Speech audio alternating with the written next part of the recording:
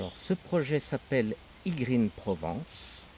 Il est porté par la DLVA, c'est-à-dire que le but de ce projet, c'est de fabriquer de l'hydrogène en, dans un but pour les moteurs de nouvelle génération, donc, et principalement de le stocker en se servant des cavités de géométhane.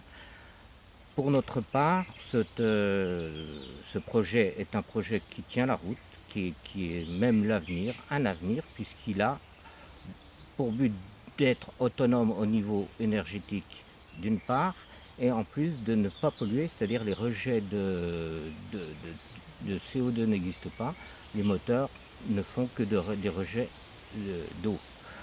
Donc il est 100% sain. Par contre, il y a un gros bémol.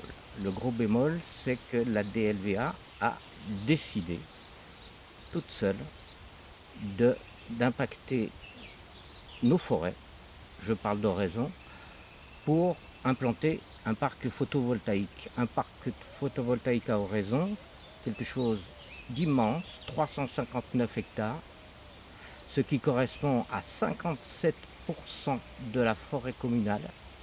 Je rappelle que la forêt communale est la propriété des Oraisonnais et donc on est tous concernés.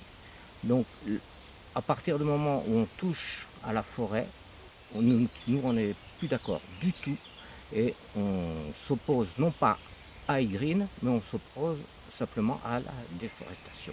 Cette déforestation peut être évitée tout simplement en proposant un projet différent. Nous avons dans nos tiroirs un projet 100% vert qui sera par la suite dévoilé aux Oraisonnais. Donc, si j'ai bien compris, DLVA, qui est porteur de ce projet, a demandé aux communes qui composent la DLVA de participer en mettant à disposition de la forêt communale, donc qui est propriété de la commune et, comme tu le dis si bien, Tout à la fait. propriété de leurs habitants.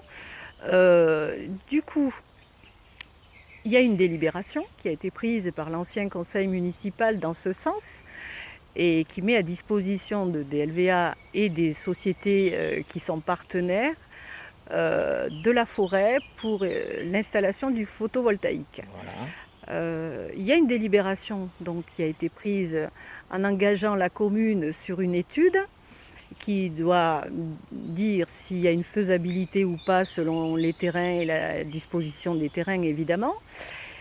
Et donc notre objectif à Horizon Ensemble, c'est maintenant, c'est de dire qu'on n'est pas opposé à la fabrication de l'hydrogène, puisque c'est une énergie de demain et une énergie verte, mais c'est de proposer quelque chose de différent et totalement opposé à la déforestation, parce que nous sommes une commune qui est assez enclavée à la fois par la Durance et par l'As, et que nous avons quand même de la forêt, mais pas non plus en grande surface, on va dire.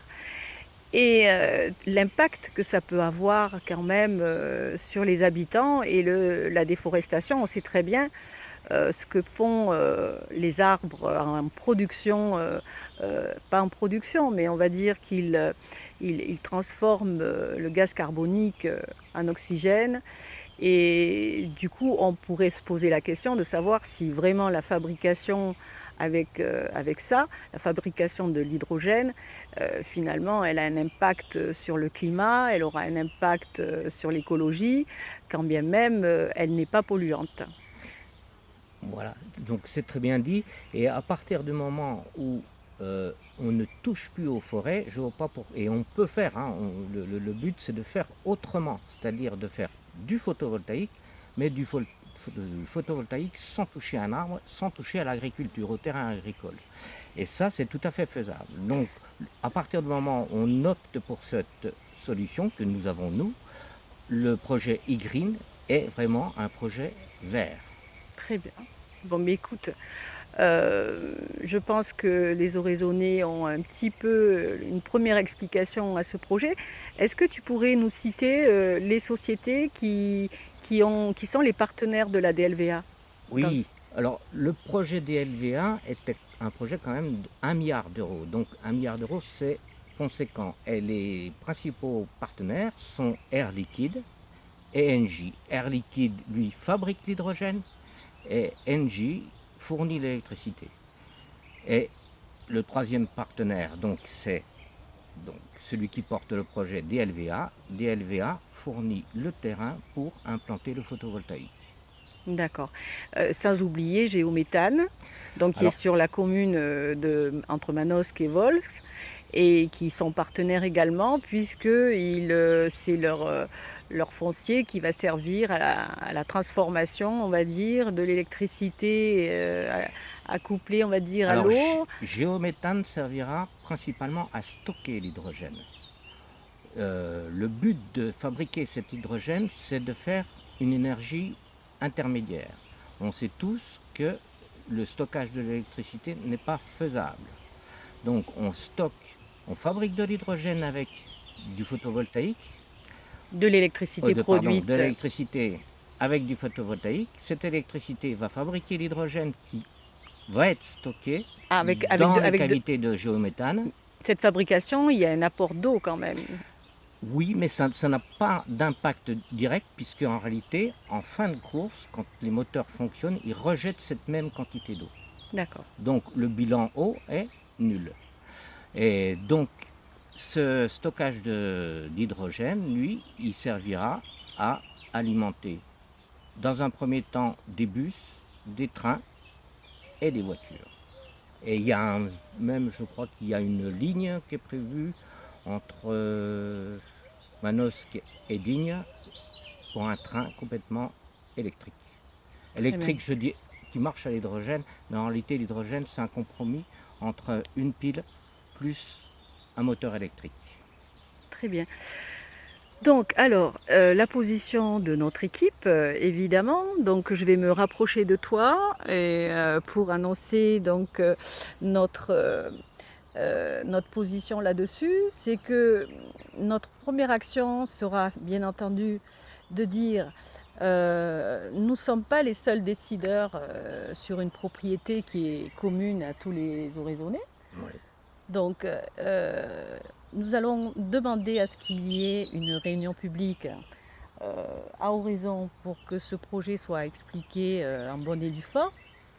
Et ensuite, notre première action de démocratie participative sera justement de demander l'avis des Oraisonnais. Et pour cela, nous mettrons en place un référendum. Je pense que là, du coup, chacun pourra s'exprimer et ce sera la volonté de chacun qui va décider si oui ou non nous maintenons cette délibération du conseil municipal antérieur.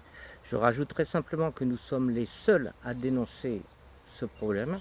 Ce problème est bizarrement maintenu, on ne va pas dire sous silence, mais habilement caché.